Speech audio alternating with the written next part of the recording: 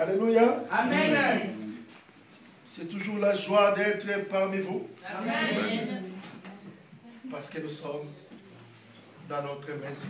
Amen. Dans la maison du Père.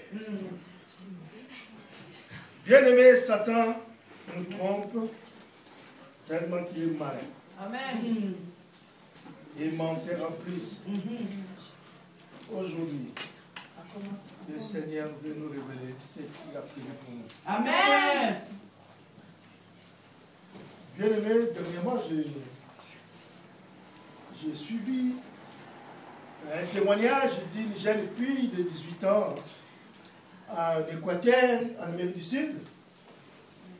Cette fille a été emportée par notre Seigneur au ciel pour lui montrer comment le royaume des cieux existe. Amen. Mais la fille, quand elle est arrivée au ciel, le Seigneur lui a montré tous les gens qui sont arrivés, qui nous ont précédés au ciel. Il a regardé le ciel. Le Seigneur lui dit, tu vois là-bas, là-bas c'est l'enfer. Tous ces gens-là sont pour l'enfer. La fille dit, ah bon? Est-ce que si j'allais là-bas, je vais voir quelqu'un que je connais? Il dit, oui, tu verras. Le Seigneur l'amena vers l'enfer. Quand il arrive vers l'enfer, la personne qu'il a vue en premier, il a vu le pape Jean-Paul II avec un serpent dans le cou. Il dit, mais non, ça c'est l'homme de Dieu, je le connais. Quand il est venu dans notre pays, j'étais jeune, mais j'ai participé. Mais comment il est là? Et lui, il a enseigné la bonne parole. Il a prêché dans les multitudes des gens. Le Seigneur dit, s'il est là, parce qu'il a mérité d'être là. Mais nous allons regarder aujourd'hui, dans la Bible, qu'est-ce que le Seigneur veut nous dire. Bien aimé dans le Seigneur, ce n'est pas que tout ce qui brille est de l'or. Amen. Satan nous cache la vérité parce qu'il veut que nous restons les yeux fermés. Amen. Nous allons ouvrir nos Bibles dans le livre de l'Apocalypse. C'est ça le livre de la Révélation. Nous allons ouvrir nos Bibles dans le livre de l'Apocalypse.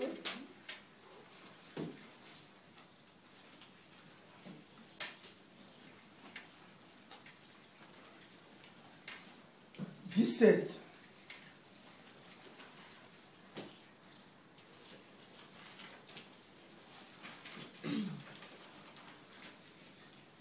y êtes? Amen. Je loue pour la gloire de Dieu. La Bible dit ceci à partir du premier verset. Nous allons lire à partir du premier verset jusqu'au 14e. On lit du 1er au 6e, après nous allons voir le 18e verset. Je loue pour la gloire de Dieu.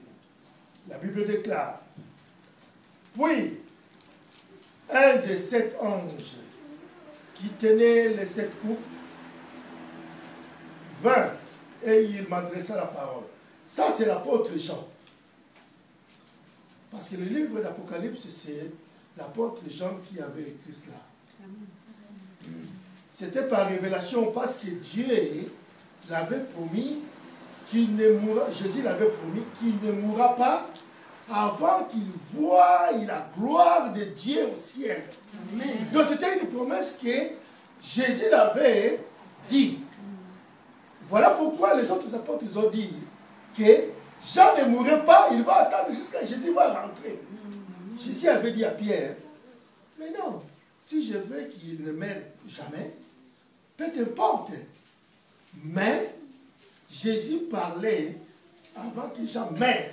Il va lui montrer qu'est-ce qui va arriver à la fin du temps. Vint et il m'adressa la parole. Ça, c'est l'apôtre Jean. Parce que le livre d'Apocalypse, c'est l'apôtre Jean qui avait écrit cela. C'était par révélation parce que Dieu l'avait promis qu'il ne mourra, Jésus l'avait promis qu'il ne mourra pas avant qu'il voie la gloire de Dieu au ciel. Amen. Donc c'était une promesse que Jésus l'avait dit. Voilà pourquoi les autres apôtres ont dit que Jean ne mourrait pas, il va attendre jusqu'à Jésus va rentrer. Jésus avait dit à Pierre, mais non, si je veux qu'il ne meure jamais, peu importe. Mais Jésus parlait avant que jamais il va lui montrer qu'est-ce qui va arriver à la fin du temps. C'est ça la révélation de ce qui allait arriver à la fin du temps. Voilà pourquoi le livre de l'Apocalypse, c'est le livre des révélations. Il m'adressa la parole en disant, viens, je te montrerai le jugement de la grande prostituée qui est assise sur les grands eaux. C'est avec elle que les rois de la terre se sont livrés à l'impudicité. Les rois de la terre, c'est Satan. Que les habitants de la terre se sont enivrés. Verset 3.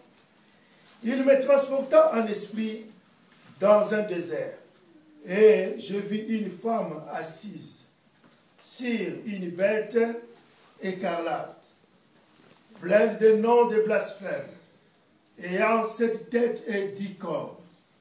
Cette femme était vêtue de pourpre et d'écarlate, et parée d'or, de pierres précieuses et de perles.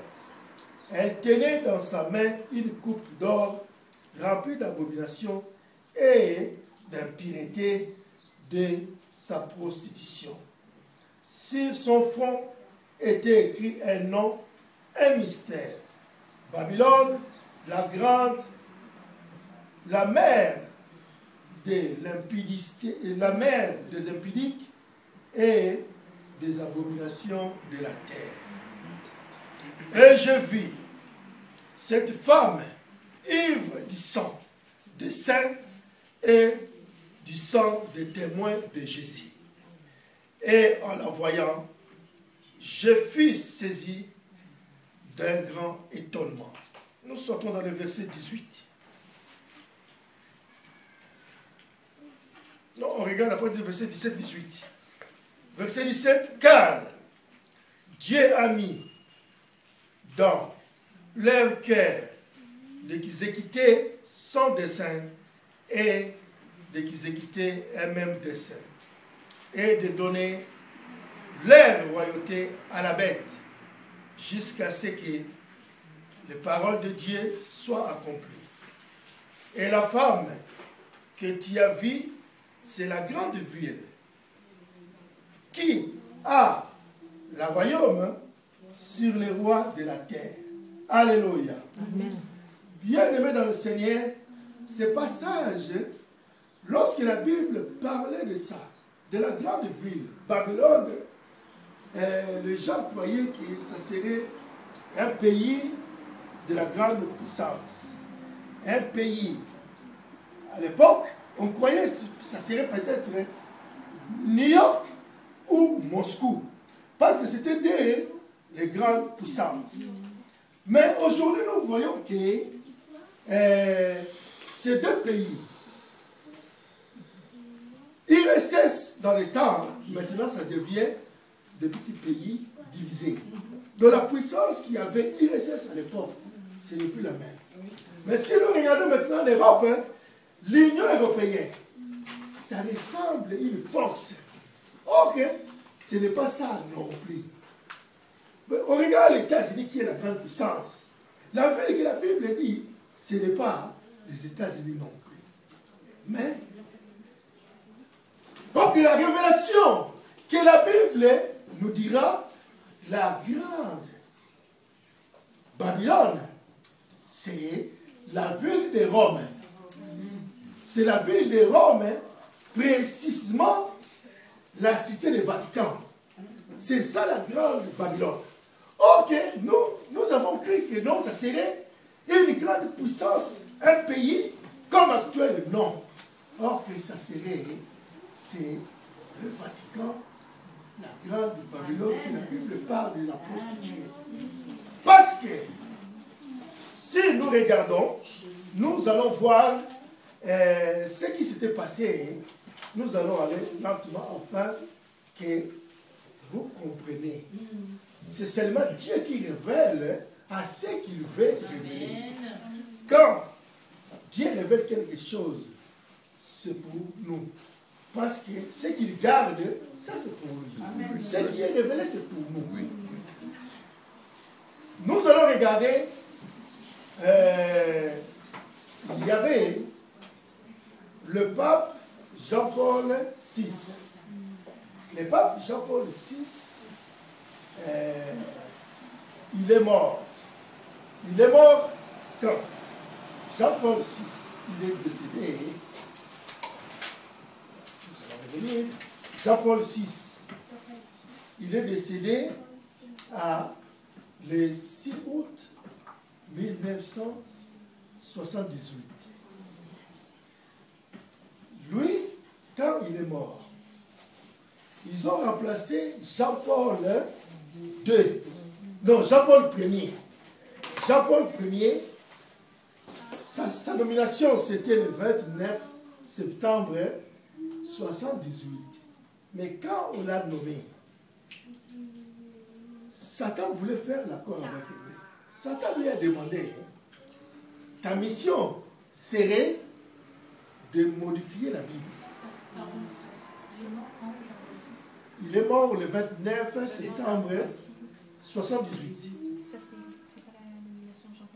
Ça, c'est Jean-Paul Ier. Jean-Paul Ier, il est mort le 29 septembre 1978. Tu nous as parlé de Jean-Paul VI avant, non? Non, Jean-Paul, ça c'est pas Jean-Paul VI, c'était Paul VI. Paul VI, c'est lui qui était avant, il est mort le 6 août 1978. On l'a remplacé par Jean-Paul Ier. Lui, il a fait que 33 jours comme pape au Vatican. Il a fait que 33 jours parce que Satan voulait faire l'accord avec lui. Satan lui a demandé de modifier la Bible. Donc Satan ne voulait pas voir ces livres d'Apocalypse. Donc ces livres, ça devrait être enlevé dans la Bible. Avec Jean-Paul Ier. À partir qu'il est devenu pape. Et il y avait encore un autre livre qui était, nous allons regarder ça ensemble, vous allez voir pourquoi. C'était dans le livre des Corinthiens. C'était dans le livre des Corinthiens, nous allons regarder ça ensemble par la grâce de Dieu. C'était au premier Corinthiens 6, à partir du 6e verset au 16e. Et dans le livre de 2 Corinthiens, à partir de 2 Corinthiens 6 toujours, du 14e au 17e verset. Nous allons regarder ça ensemble. Après, nous allons continuer. 1 Corinthiens 6. Non, 1 Corinthiens 6, à partir du 6e au 16e verset. Et le deuxième, ça serait dans 2 Corinthiens 6, 14 à 17. Vous allez voir pourquoi ça devait être enlevé. 1 Corinthiens 6, à partir du 6e verset, je lis pour la gloire de Dieu. La Bible dit ceci.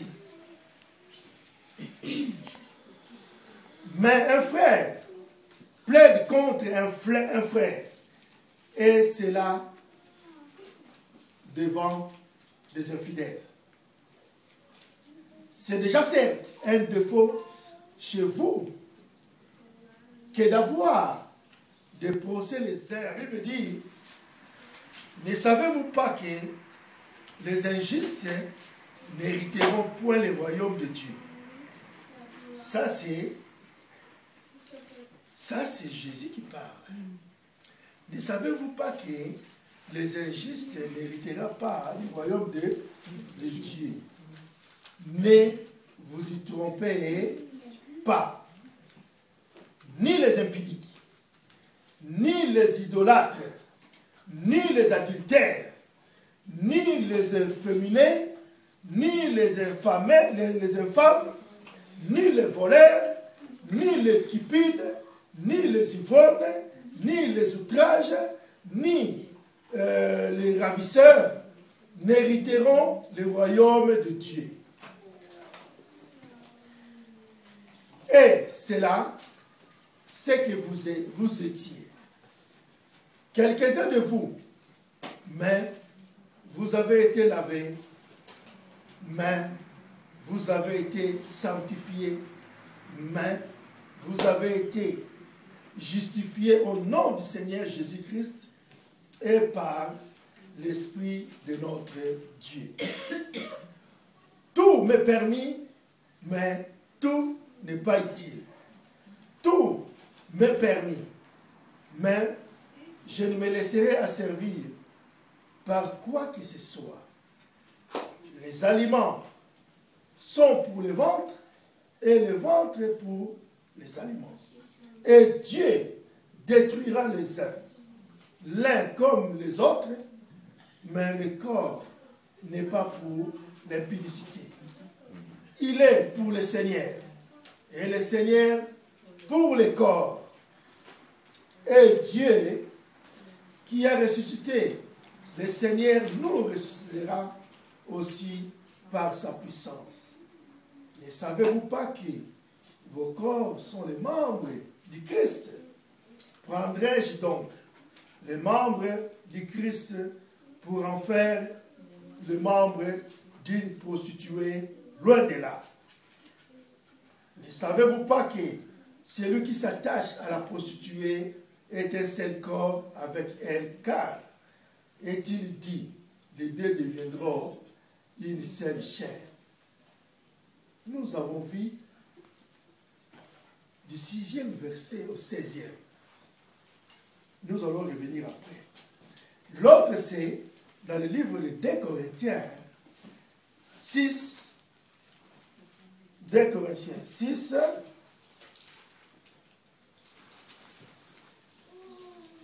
du 14e au 17e.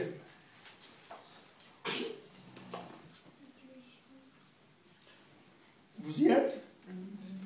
La Bible dit ceci: ne vous mettez pas avec les infidèles sous un joug étranger.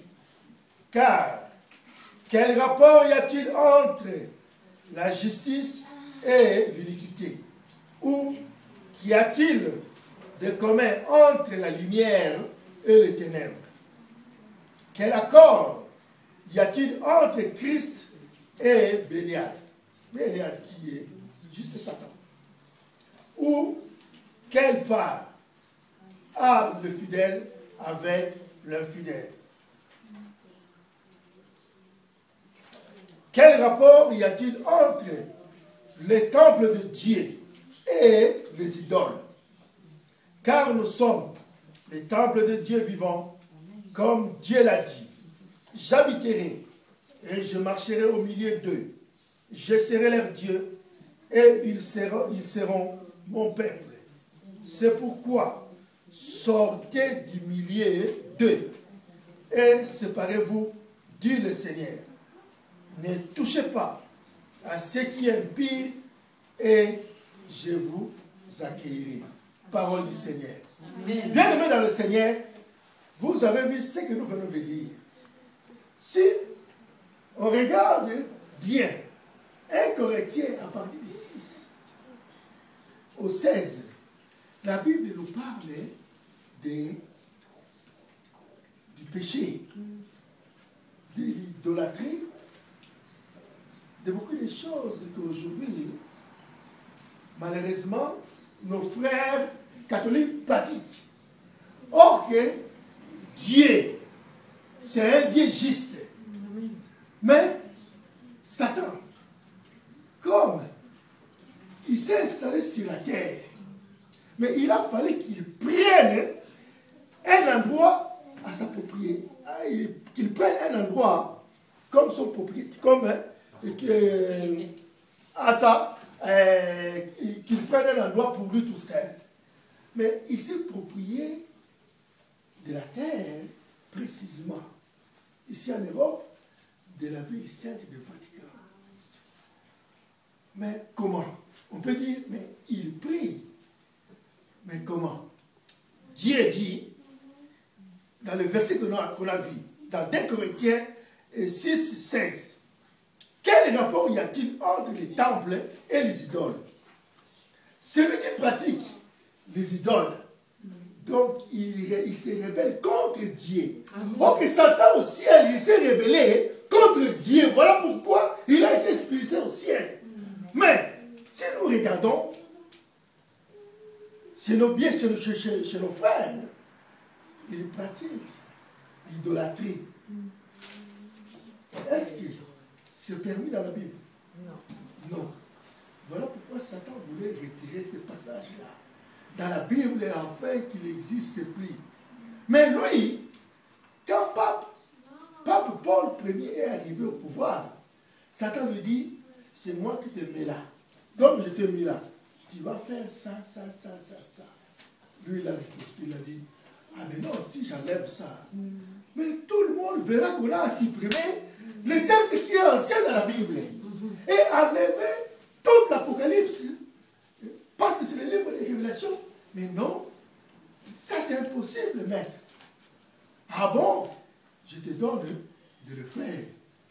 Lui, comme il a refusé, c'est pour cela que Satan l'a tué. 33 jours seulement. C'est pour cela qu'il est mort 33 jours. Mais quand il est mort, ils ont dit non, il a été peut-être assassiné ou empoisonné. Non. Ça, c'était parce qu'il n'avait pas respecté les pactes qu'il avait fait avec le diable. Mais ils ont choisi pour les remplacer Jean-Paul. Comme celui-là, c'était Jean-Paul Ier, ils ont mis à toi, on te donne le nom de Jean-Paul II.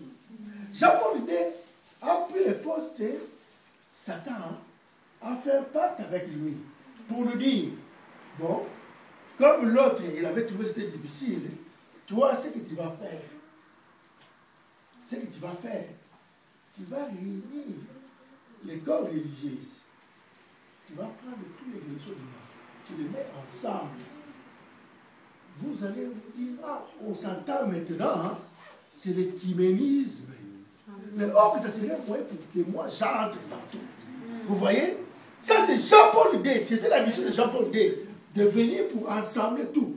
Il appelle les musulmans, il appelle les juifs, il appelle les protestants, il appelle tout le monde pour réunir ensemble et dire, nous tous nous servons un seul Dieu. Si on se met en accord, ça serait bien. Or que c'était l'écuménisme. Ça, c'était la mission que Satan lui a donnée pour faire. Lui, il a fait sa mission comme c'était prévu. C'est pour cela qu'il a resté longtemps. Bien aimé dans le Seigneur. Mais nous allons regarder ça ensemble maintenant. Cette histoire. Dans Marc 12, 27, la Bible dit, Dieu n'est pas Dieu des morts, mais des vivants. Amen. Mais Dieu n'a pas besoin des morts pour transmettre un message à un homme. Si nous regardons dans les livres, hein, toujours dans la Bible, Lazare, quand l'homme riche avait demandé à Abraham, hein, mon père Abraham, tu peux envoyer Lazare sur la terre pour dire à mes cinq frères que ici, là où je suis, je souffre en enfer. Mais envoie Lazare afin de dire à mes frères de se repentir. Parce que sinon, eux aussi, il viendra vers moi. Abraham lui a dit, mais si ton frère, lui, il est sur la terre. Nous, ici, nous n'avons plus le droit de retourner là-bas. Là-bas, il y a des prophètes, il y a des pasteurs. Jean-Paul II a pris le poste, Satan a fait un pacte avec lui pour lui dire, bon, comme l'autre, il avait trouvé que c'était difficile, toi, ce que tu vas faire, tu vas réunir les corps religieux. Tu vas prendre tous les religions du monde, tu les mets ensemble. Vous allez vous dire, ah, on s'entend maintenant, hein, c'est l'écuménisme. Mais or que ça serait un moyen pour que moi j'entre partout. Vous voyez? Ça c'est Jean-Paul II, c'était la mission de Jean-Paul II, de venir pour ensembler tout. Il appelle les musulmans, il appelle les juifs, il appelle les protestants, il appelle tout le monde pour réunir ensemble et dire, nous tous nous servons un seul Dieu. Si qu'on se met en accord, ça serait bien. Oh, que c'était l'écuménisme. Ça, c'était la mission que Satan lui a donnée pour faire. Lui, il a fait sa mission comme c'était prévu. C'est pour cela qu'il a resté longtemps. Bien aimé dans le Seigneur. Mais nous allons regarder ça ensemble maintenant. Cette histoire. Dans Marc 12, 27, la Bible dit, Dieu n'est pas Dieu des morts, mais des vivants. Amen. Mais Dieu n'a pas besoin des morts pour transmettre un message à un homme. Si nous regardons dans les livres, toujours dans la Bible, Lazare, quand l'homme riche avait demandé à Abraham, mon père Abraham, tu peux envoyer Lazare sur la terre pour dire à mes cinq frères que ici, là où je suis, je souffre en enfer. Mais envoie Lazare afin de dire à mes frères de se repentir. Parce que sinon, eux aussi, ils viendront vers moi. Abraham lui a dit, mais c'est ton frère, lui, il est sur la terre. Nous, ici, nous n'avons plus le droit de retourner là-bas. Là-bas, il y a des prophètes, il y a des pasteurs, il y a pasteur Mbou là-bas, il y a l'évangéliste Moïse. Mais si vous ne les attendez pas, vous viendrez ici. Parce que il n'y a pas un mort qui viendra pour dire que non, moi j'étais mort, maintenant je suis ressuscité. Ah, là-bas c'est chaud. Non, personne ne viendra. Si on n'écoute pas ce que Dieu a mis sur la terre, afin de parler de la bonne parole pour que les gens changent de comportement et retournent vers le Seigneur, si ce n'est pas le cas, personne ne verra la gloire de Dieu. On se retrouvera en enfer. Pas un mort qui descendra sur la terre pour venir apporter la bonne nouvelle, pour que les gens se répandent. Bien aimé dans le Seigneur, mais Dieu, dans la Bible, dans 1 Corinthiens 11, 4, la Bible nous parle des cultes de mort, de la façon où un serviteur de Dieu, quand il est devant, il ne peut pas couvrir la tête. Ça, c'est Dieu qui avait ordonné ça. Une femme, si elle couvre la tête, ou si elle laisse ouverte, ça, c'est pour l'honneur de son mari. Mais l'homme, il ne peut pas raser la tête. Ça, c'est pour l'honneur de Dieu. Et l'homme qui se met devant pour parler de la part du Seigneur, il ne peut pas mettre un chapeau pour protéger sa tête. C'est marqué dans la Bible. Mais si on regarde nos frères, Satan les a tous changés. Satan dit non, pour célébrer, mets la casquette. Il met le casque sur la tête. Donc, ça, c'est les rébellions. Mais tout ça, c'est dans la Bible, c'est écrit. Mais voilà pourquoi le Seigneur dit, mon peuple périt parce qu'elle-même ne veut pas comprendre. Dieu, il a tout écrit dans la Bible. La Bible est là. C'est la parole de Dieu. Mais si on ne fait pas attention, on tombe à côté. Bien aimé dans le Seigneur. Si nous regardons les dignitaires catholiques, se couvrent la tête pendant la prière, qui est contraire à 1 Corinthiens 11, 4. Mais le culte de mort étant interdit par Dieu, on ne peut jamais pratiquer le culte de mort. Dieu l'avait interdit. Et en le pratiquant, on tombe directement, sans contester à la rébellion. Parce que tu es contre le Seigneur. Parce que ce que Dieu a interdit, toi, si tu le pratiques, tu es à la rébellion. Amen. Le maître de Requiem, est-ce que, en aucun cas, peut sauver une âme. Jamais le mestre de Requiem va changer le destin de celui qui est mort, qui allait en enfer pour aller au paradis. Jamais. Tu es mort, c'est fini, terminé, pour toi, ça s'arrête là. Tu attends seulement le jugement.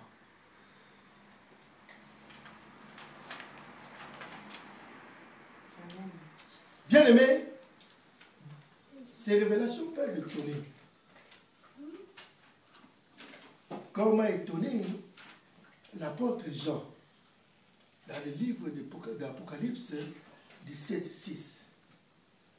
Beaucoup croient que l'Église universelle peut sauver les âmes alors qu'elles se trouvent sous le jugement de Dieu. Parce que toi, tu as les chapelets, tu pries avec les chapelets, tu pries le statut de Marie, tu crois que tu pries le Seigneur, oh que tu adores Marie. Marie n'est pas Dieu, c'est une personne comme toi et moi. Mais seulement parce qu'elle avait reçu une grâce de Dieu pour apporter Dieu qui allait descendre sur la tête. C'est seulement la grâce qu'elle avait reçue. Mais on adore Marie, on adore les statues. Mais pour quelle raison? Il se rebelle contre Dieu. C'est pourquoi il est grand temps de sortir du milieu d'elle et de courir à la recherche du salut. Ce qui dit dans le livre de 2 Corinthiens 6, de 17 à 18. Il faut courir à la recherche du salut. Amen. Nous avons lu ça ensemble. À la lumière de la révélation de ce chapitre de la prostituée, comme je dis, la grande Babylone, c'est une ville qui exerce son contrôle et son pouvoir sur les rois de la terre. Étant assise sur les grands eaux, nous avons cru, peut-être ça serait une grande ville. Or, non, c'était seulement cette petite ville, minime par sa superficie, mais étant sa domination sur tout le peuple. Parce qu'en Italie, Vatican, c'est une grande puissance. Qu'on voit cette petite ville de Vatican. C'est pas il est comme le président d'Italie, même s'il y a un autre président. Donc c'est une ville parmi les villes. Cette petite ville de Vatican.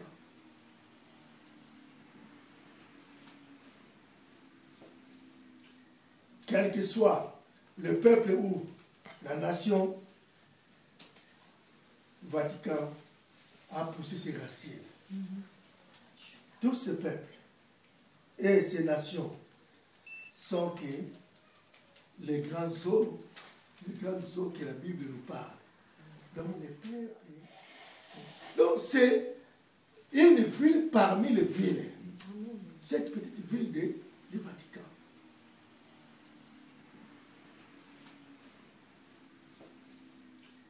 Quel que soit le peuple ou la nation, Vatican a poussé ses racines. Tous ces peuples et ces nations sont que les grandes eaux que la Bible nous parle. Donc les peuples du Vatican et de Rome, c'est ça que la Bible nous parle des grandes eaux. Donc la prostituée que la Bible parle, ce n'est pas un homme. C'est l'Église catholique. Qui est ce que la Bible parle, la grande Babylone. Ce n'est pas un homme. C'est l'Église catholique. Mais comme c'était révélé à Jean, nous avons cru que ça serait que Satan va prendre, il va gouverner un pays, une grande nation. Non, Satan c'est un esprit, il serait toujours un esprit.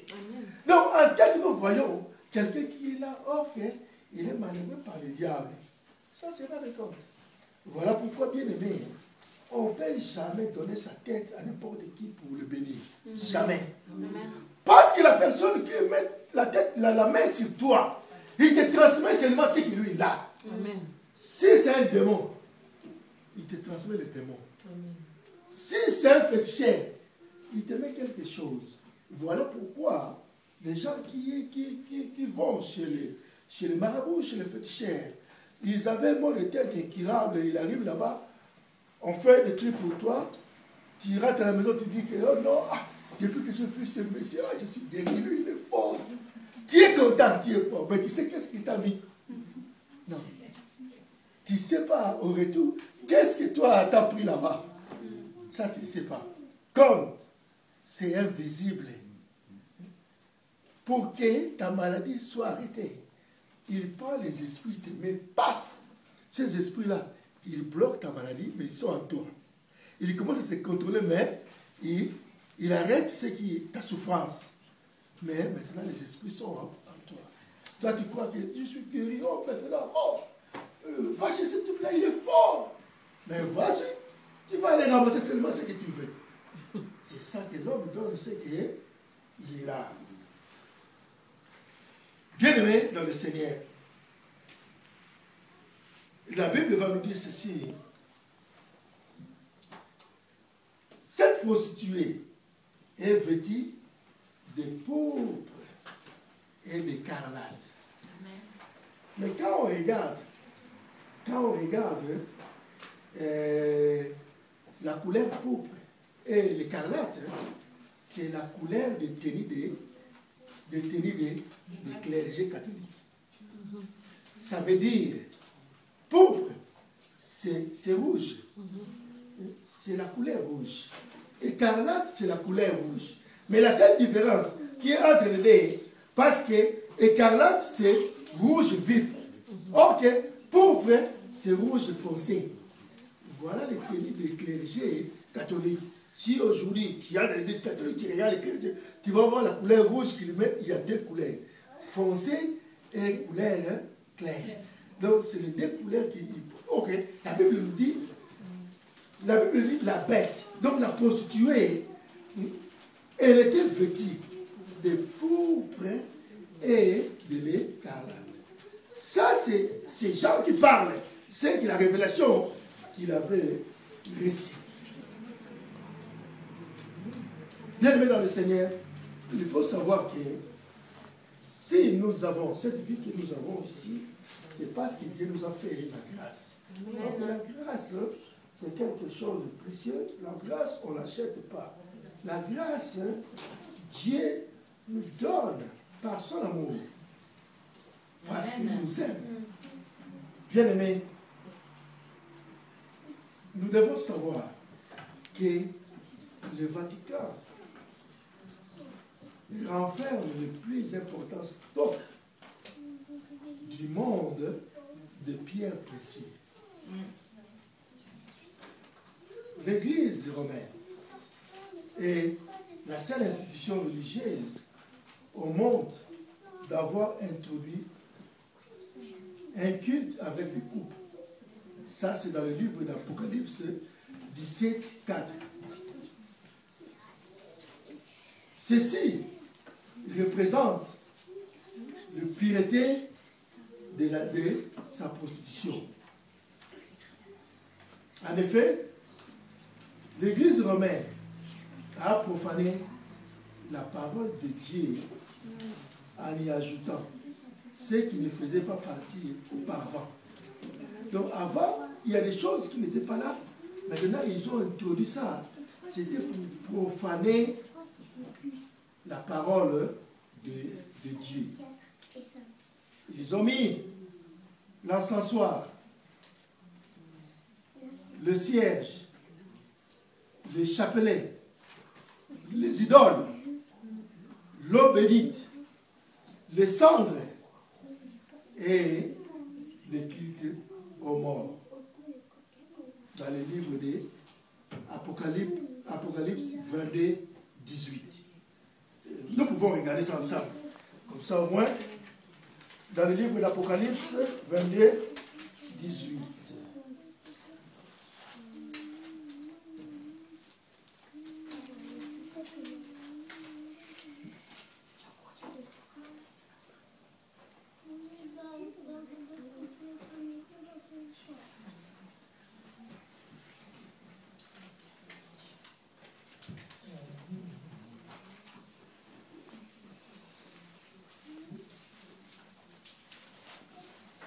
Alléluia. Amen. La Bible dit ceci.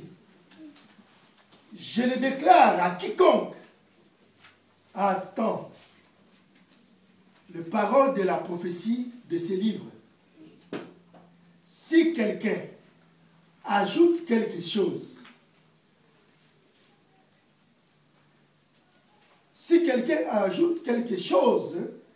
Dieu le frappera de sceaux décrits et de fléaux décrits dans ces livres. Bien aimé dans le Seigneur. Si on continue, la Bible dit, et si quelqu'un retranche quelque chose des paroles du livre de cette prophétie, Dieu retranchera sa part de l'arbre de la vie et de la ville sainte, décrit dans ces livres. Bien aimé, c'est lui qui retranche ou qui ajoute ce qui n'est pas de Dieu. Dieu regardera ton cas. C'est que nous voyons. Bien aimé, en retranchant ce qui est solitaire, comme dans le livre de 1 Corinthiens 12, 4 à 11 et Éphésiens 4 et 11, à notre les dignitaires catholiques, comme j'avais dit, couvre la tête au moment pendant la prière. Or, ce qui est contraire à la parole de Dieu, qui est dans 1 Corinthiens 11, verset 4, et concernant les cultes de mort, interdits par Dieu, en les pratiquant, nous tombons, comme je dis, à la rébellion. Et la messe de Requiem ne peut jamais sauver. Bien aimé dans le Seigneur, voilà, nous devons faire attention. Parle à ton prochain que utiliser les idoles, Dieu les condamne dans le livre. Dans sa parole, Dieu condamne cela. Si la personne t'écoute, s'il continue, c'est son problème. Toi, tu as fait ton devoir de lui mettre au courant que ce qu'il pratiquait, Dieu ne le veut pas. S'il ne le veut pas, c'est son problème. Voilà pourquoi la prophétie, Dieu révèle seulement à ses enfants. Parce qu'il tient à ne pas perdre ses bien-aimés, ses enfants, à lui. Nous l'appartenons. Nous sommes les enfants de Dieu. Amen. En acceptant Jésus, nous sommes devenus enfants, fils de Dieu. Amen. Voilà, il est content pour nous révéler des choses cachées. Voilà pourquoi c'est bien-aimé, ses enfants, à lui. Nous l'appartenons. Nous sommes les enfants de Dieu. Amen. En acceptant Jésus, nous sommes devenus enfants, fils de Dieu. Amen. Voilà, il est content pour nous révéler des choses cachées. Voilà pourquoi Jésus avait dit, je vous parle des choses cachées que les anciens, les sages, ils n'ont pas compris cela. Voilà pourquoi Jésus parlait en parabole. Jésus parlait en parabole. Quand il tournait avec les apôtres, il lui demandait, oh mais Seigneur, mais là on n'a pas compris. Ça voulait dire quoi? Il expliquait. Non, cela voulait dire ceci, cela. Pour qu'ils soient informés de ce que lui disait. Mais oh, que c'était caché. Même tous les prédicateurs de l'époque, les sages qui écoutaient Jésus, ils ne comprenaient pas ce que Jésus disait. Quand Jésus parlait, celui qui ne boit pas mon sang, qui ne mange pas mon corps, n'entrera pas au royaume des cieux. Mais quelle abomination. Mais lui, il prêche la bonne parole. Maintenant, il s'est introduit. Celui qui ne va pas manger son corps et qui ne va pas boire son sang, il n'accélérait pas au royaume des cieux. Mais non, ça c'est l'abomination. Lui, il mérite la mort. Mais il ne comprenait pas qu'est-ce que Jésus voulait dire. Quand Jésus a dit, par exemple, celui qui ne naîtra pas de nouveau n'héritera pas le royaume des cieux. Il faut naître de nouveau. Ah. Mais naître de nouveau, comment? Est-ce que nous allons entrer encore dans le ventre de notre mère pour naître de nouveau? Ok, non. Jésus parlait et expliquait à ceux qu'il voulait expliquer. Donc, ceux qui étaient prêts pour avoir cette révélation, Jésus s'est révélé. Ok, Jésus ne s'est révélé pas à n'importe qui. Amen. Parce que s'il s'est révélé directement à n'importe qui, Satan n'allait pas le piéger pour le tuer. Amen. Et alors, on n'allait pas être sauvé. Amen. Voilà pourquoi la mission était qu'il reste anonyme.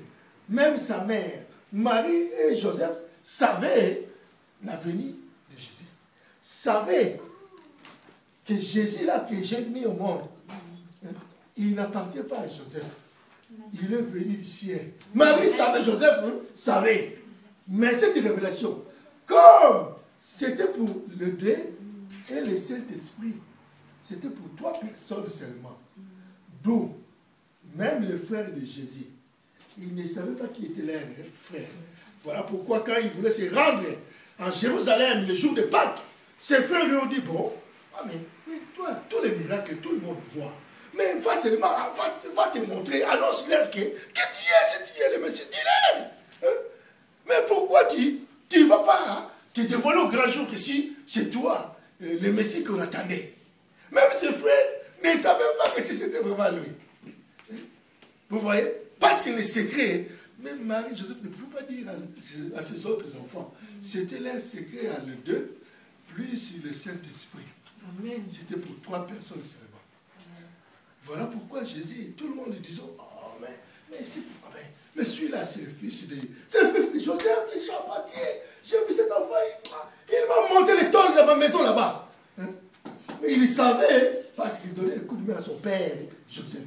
Mais il ne savait pas qui il était. Bien aimé, c'est une grâce que nous avons. Amen. Ne perdez pas cette grâce. Amen. Dieu nous aime, tel que nous sommes. Si nous regardons l'histoire de Guy lépreux qui se trouvait au milieu entre Samarie et Galate. Bien aimé dans le Seigneur. Les 2 lépreux, Jésus, il partait pour aller se rendre en Jérusalem. Mais comme ils partaient en Jérusalem, ils étaient considérés des impies. D'où ils étaient écartés de la société. C'était des gens qui s'étaient mis à part. Ils habitaient en dehors des villes, dans des grottes. Donc leur famille venait, avec quoi manger, ils viennent, ils laissent dans un coin. Ils laissent dans un coin. Oh,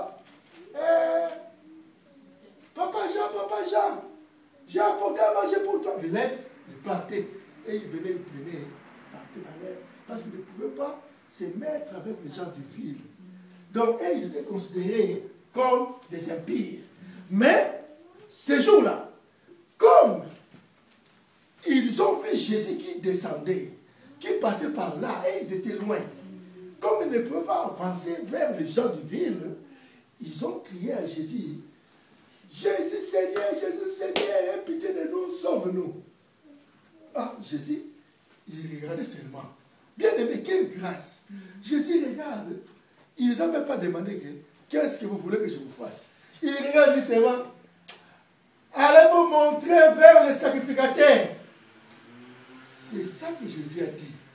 Bien aimé, celui qui a reçu ce message, de cette grâce, d'aller se montrer vers le sacrificateur. Je vais vous dire une chose.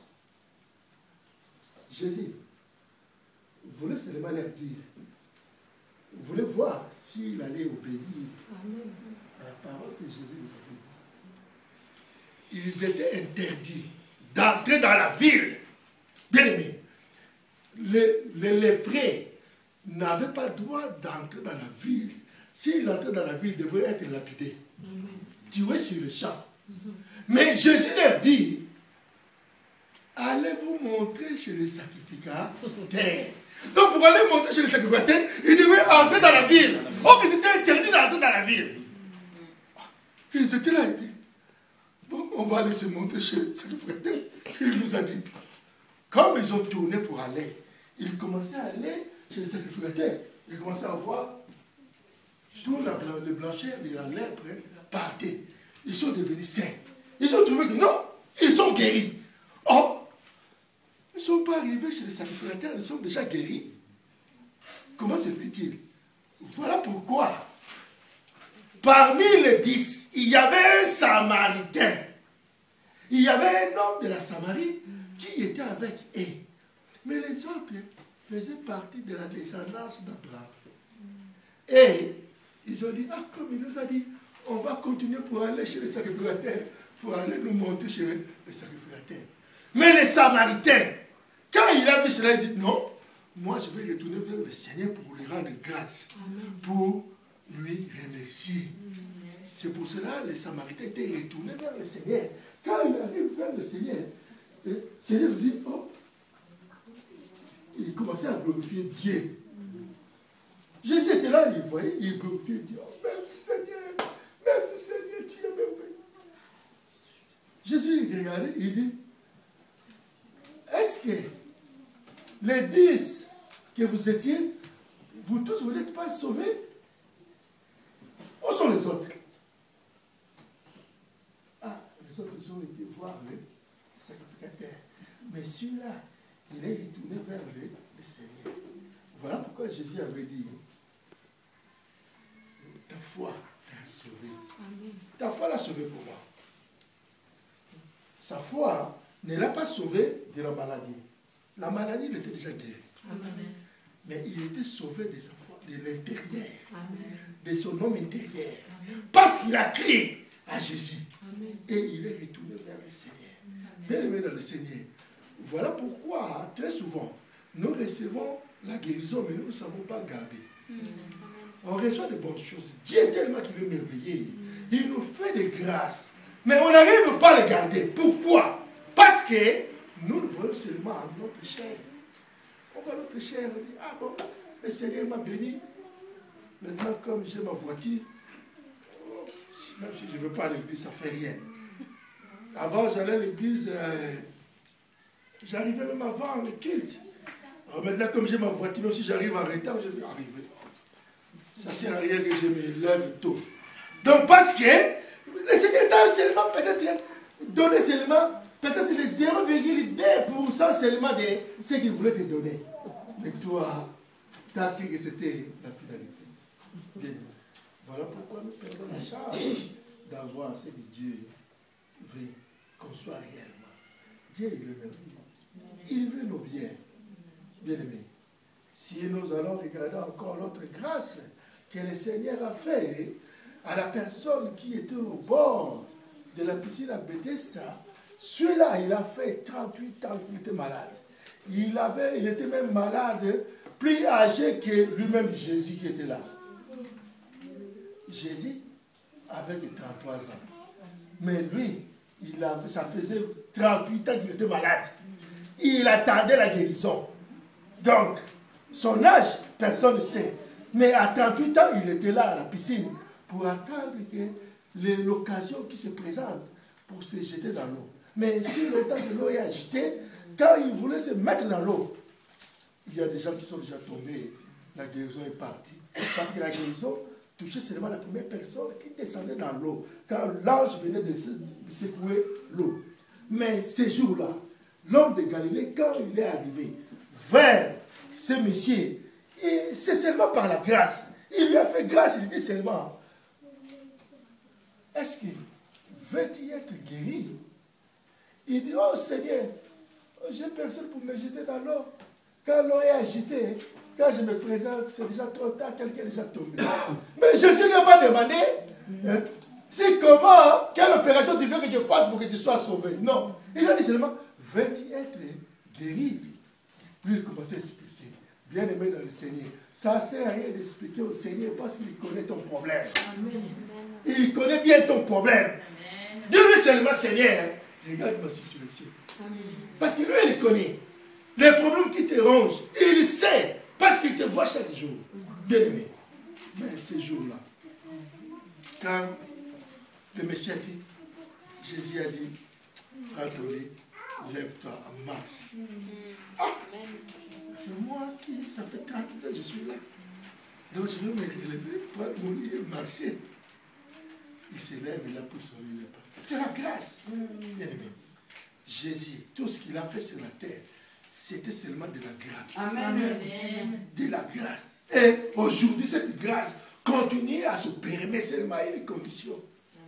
Laisse-toi emporter et entrer dans cette grâce. Jésus, il t'aime. Bien-aimé dans le Seigneur, ça, c'est le message que le Seigneur m'a mis à partager avec son assemblée. Mais nous ne pouvons pas oublier que le Dieu là que nous avons vu, il n'a pas changé. Satan, il est là seulement pour nous empêcher à voir la vérité. La vérité est là. On ne peut jamais changer la vérité. Dieu nous a dit, je suis le chemin, la vérité et la vie. Amen. Donc, mais Satan, lui, il est la mort. Le menteur, il fait du mensonge. Donc, c'est seulement ça. Donc, il vient seulement pour nous détruire. Voilà, nous devons faire attention. Nous devons faire très attention. Nous allons regarder pour finir dans le livre de Marc 27.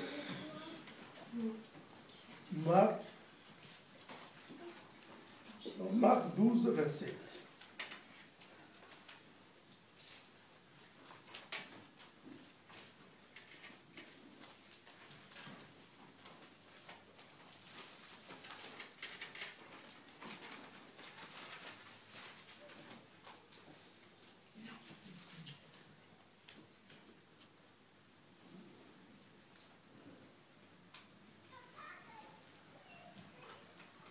Alléluia.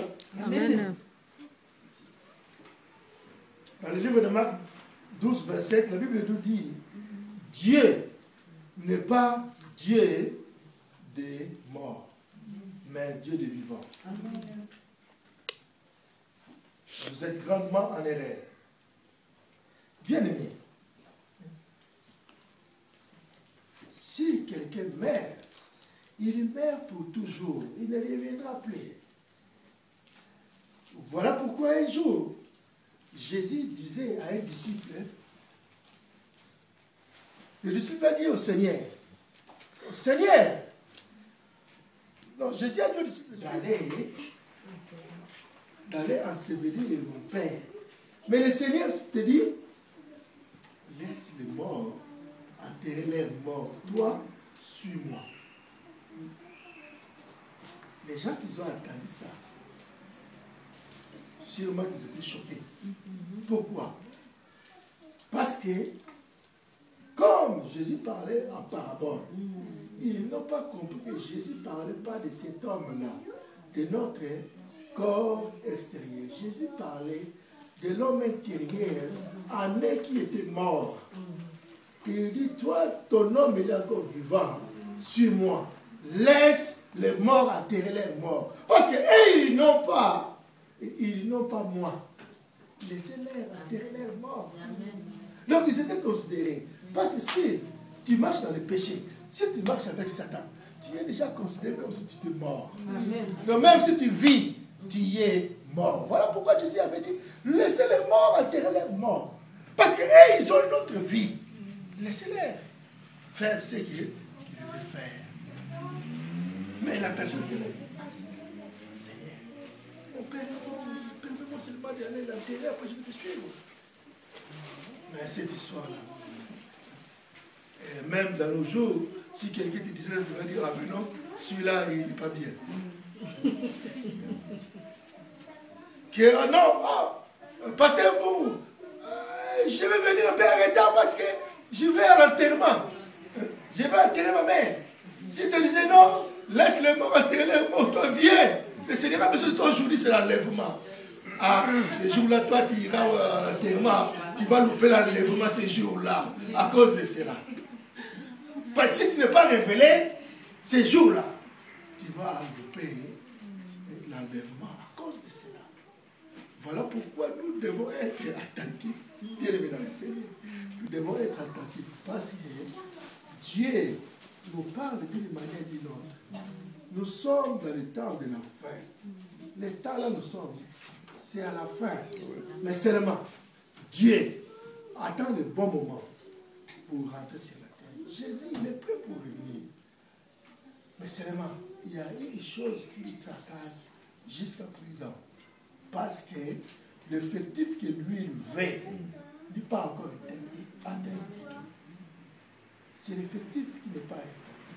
Satan, il entre pour détruire tout le monde.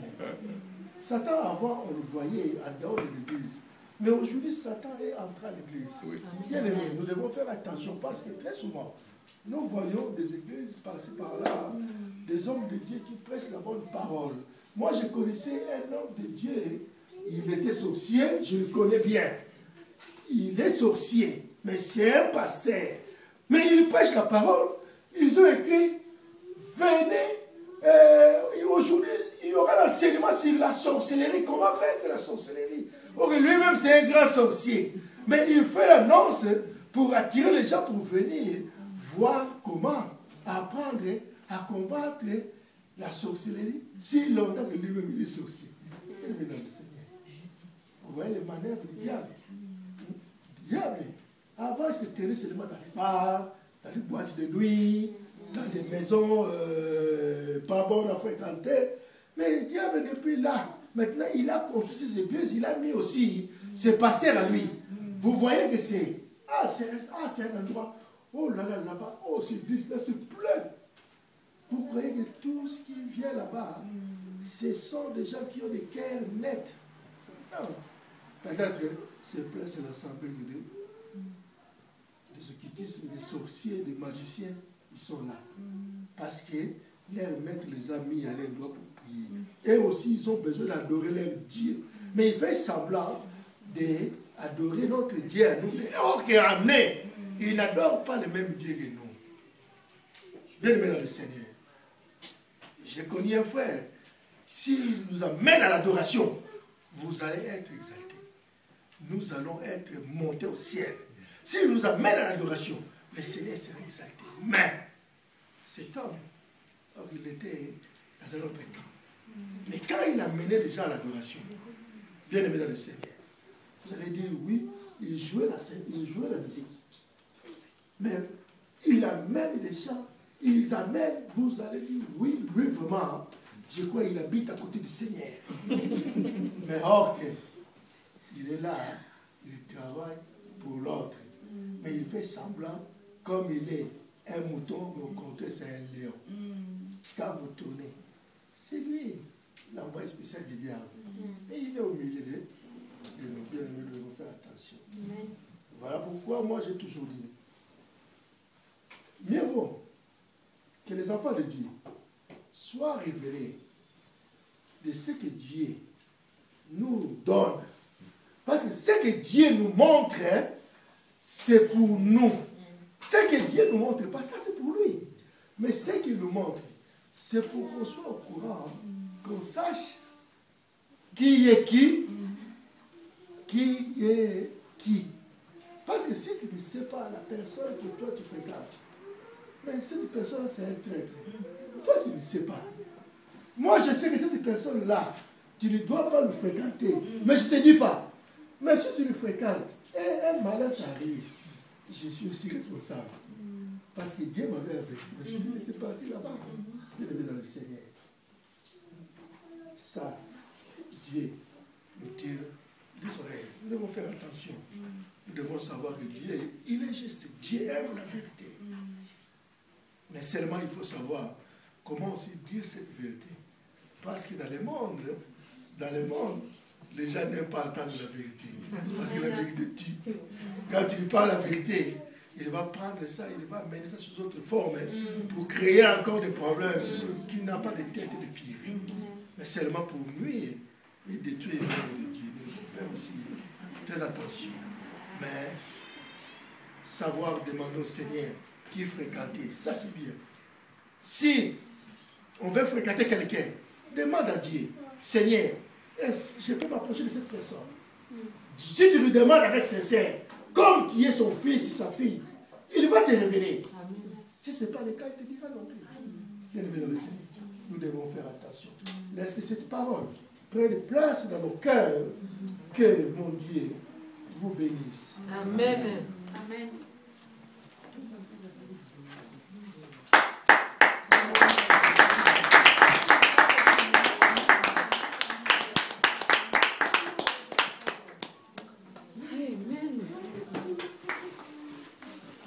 C'est vous.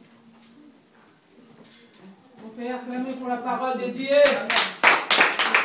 nous a parlé encore ce matin. Dieu est bon.